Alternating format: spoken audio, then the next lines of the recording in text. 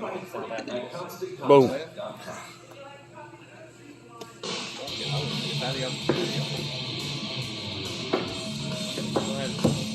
Good training for it. Yeah, figure it out.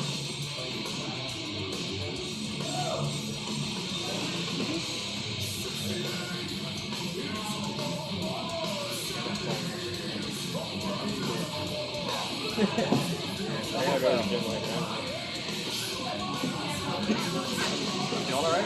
Oh yeah, my wife looks good. Yeah. Oh, it's your wife. Yeah. I'm really afraid to put a lot of pressure because I test it out when I go to the gym. Because it used to be both my arms are even, and I'm paying probably 70%. I'm afraid, especially when I'm doing like, I put my arm over the bench and I do like the resisted curls. I'm afraid like it's gonna slip. Like that really does. I know a lot of arm wrestlers specifically, they get into the habit of only doing that top end Yeah. range. The problem is like, look at Jimmy's for example. I don't know if you're familiar with his training. Like everything that Jimmy does in the training is fully extended, the lengthening position, and they have some of the nastiest biceps for their weight. They do. They have some biceps and the range that they have in their biceps, it's unbelievable.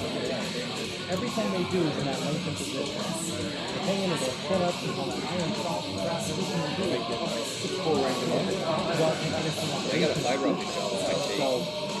you have to train that bottom end. Because if you're only training this, It's then just as so soon as you get down. pressure here, your body will So yeah, I'll probably take it.